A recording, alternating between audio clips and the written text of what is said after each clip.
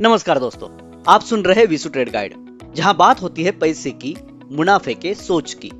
आज हम बात करने जा रहे हैं एक ऐसे विषय पर जो हर नए पुराने निवेशकों को छूता है, लॉस और उसकी मनोवैज्ञानिक ताकत के बारे में आज हम बात करेंगे। क्यों हर लॉस हमें इतना तोड़ देता है? क्यों हम प्रॉफिट की खुशी जल्दी भूल जाते हैं लेकिन लॉस की टीज सालों तक याद रहती है? क्योंकि मनुष्य और नुकसान का एक भावनात्मक रिश्ता है। हमें बचपन से हारना मतलब कुछ गलत है, नुकसान करना मतलब बहुत ही बुरा है, ऐसा कुछ समझाया जाता है। एक इंसान को 100 रुपए का फायदा होता है, वो खुश होता है, लेकिन उसी इंसान को अगर 100 रुपए का नुकसान होता है तो वो टूट जाता है। क्यों?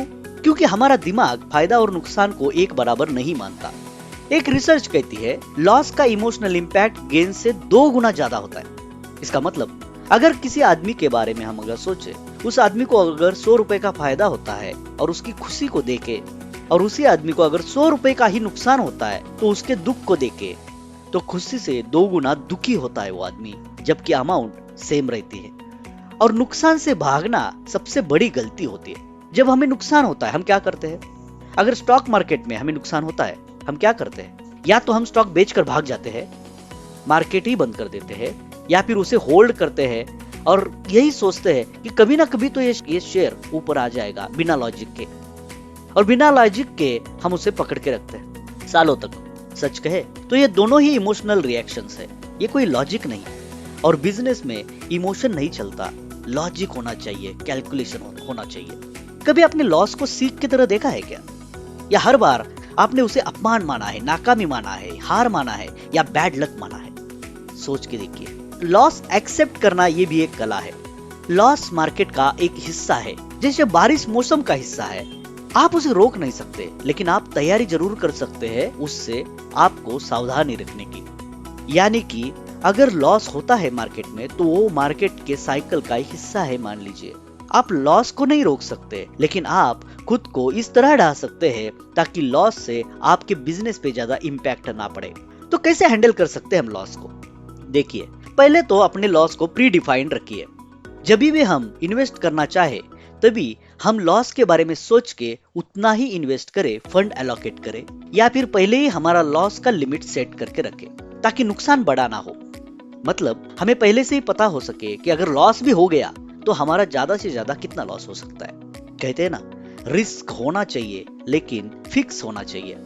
ट्रेड जर्नल लिखे कि आपने कहाँ गलती की, क्या गलती की थी, ताकि अगले इन्वेस्टमेंट के बाद टाइम पे, अगले बिजनेस साइकिल के टाइम पे आप उस गलतियों को दोबारा ना दोहराए और सफलता की तरफ धीरे धीरे बढ़ते रहे। इमोशंस ट्रैक करें। देखिए, बिजनेस में कभी भी हमारा लॉस या प्रॉफिट होता है तो वो डायरेक्ट हमारे इमोशन से अटैच हो जाता है। उसकी वजह से ही हमें फायदा होता है तो हम ज्यादा खुश होते हैं, लेकिन नुकसान को उस हिसाब से नहीं देख पाते क्योंकि वो हम इमोशंस से भरे हुए होते हैं। तो जब भी हमें फायदा होता है या फिर जब भी हमें नुकसान होता है तब हमारा इमोशंस कैसा था उसको ट्रैक कीजिए ताकि आप अपने इमोशंस को कंट्रोल कर पाए। सेल्फ ब्लेम करना छोड़ दीजिए, सेल्फ एनालाइज कीजिए। कभी भी अगर नुकसान होता है तो इसको ब्लेम मत कीजिए कि मेरी गलती थी या मैं ये नहीं कर पाता, इसको मत कीजिए। आप खुद को एनालाइज कीजिए कि मैं क्या गलती कर रहा हूँ और मैं अगर क्या करूँ तो सक्सेस पा सकता हूँ। क्या वो डिसीजन सोच समझ कर लिया था? इसके बारे में आप खुद को पूछिए ताकि आप इमोशन से परे होके बिजनेस को लॉजिक की तरह समझ पाए। हम इस चीज को और अधिक से जानने के लिए एक कहानी के रूप में देखते हैं। चलो आपको एक छोटी सी कहानी सुनाता हूँ। राकेश नाम का एक आदमी है, एक नया ट्रेडर है। उसने एक स्टॉक में 50,000 इन्वेस्ट किया। स्टॉक गिरने लगा, 50,000 का 42,000 हो गया। उसने सोचा कि ऊपर आएगा, फिर 42,000 का 35,000 हो गया। वो डर गया कि और भी लॉस हो सकता है। उसने सोचा अब बेचूंगा तो लॉस होगा, लेकिन होल्ड करता हूं तो क्या होगा? स्टॉक और भी गिर सकता है, मतलब लॉस और भी हो सकता है। उसने सोचा कि लॉस ही होता है इन्वेस्ट किया तो, और उसने 28,000 में उसका लॉस बुक कर दिया। उसके बाद में क्या होगा? राकेश के इमोशंस उसके साथ खेलने लगे। या तो उसे डर न लगने लगा कि वो कर नहीं पाता है इन्वेस्टमेंट या ट्रेडिंग या बिजनेस। अब राकेश इमोशनल ट्रैप में फंस गया। वो 2 तरफ से देख रहा था खुद को। लॉस होता है, मैं लॉस ही करता हूं, मैं ये नहीं कर पाऊंगा, या वो डर गया, शेयर मार्केट से भाग गया। लेकिन दूसरे एक्सट्रीम इमोशन लेवल पे वो जाने के चांसेस ज्यादा थे। उसने मार्केट को रिवेंज करना चाहा।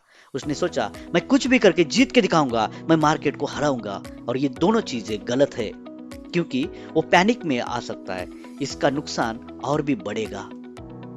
इसके लिए हमें लॉजिक से काम करना चाहिए।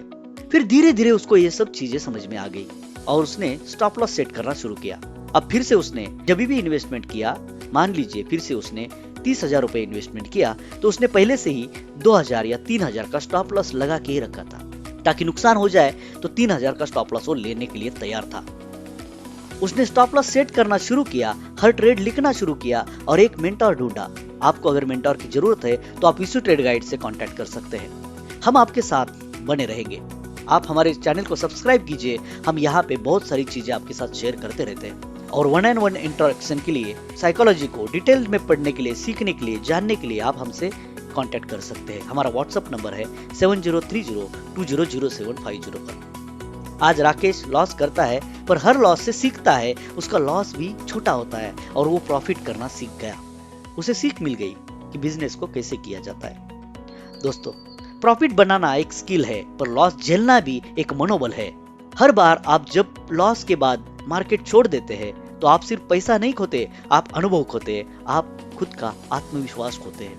और हर बार जब आप लॉस के बाद सीखते हैं तो आप सिर्फ ज्ञान नहीं पाते, आप अगला प्रॉफिट भी बनाते हैं, आप पैसा भी बनाते हैं और सक्सेस की तरफ जाते हैं। तो दोस्तों, लॉस कोई हार नहीं है, वो एक टीचर है। उससे डरिए मत, उससे समझिए, उसे सीखिए। और शेयर मार्केट में जीतना है तो पहले सीखना होगा, हार को संभालना होगा, पहले खुद को समझना होगा। मैं हूं विनायक, विशु ट्रेड गाइड से। अगले वीडियो में फिर मिलेंगे एक नई सीख के साथ। तब तक समझदारी बढ़ाइए, पैसा बढ़ाइए। विशु ट्रेड गाइड से बने रहिए। हमारी शुभकामनाएं आपके साथ हमेशा है। धन्यवाद।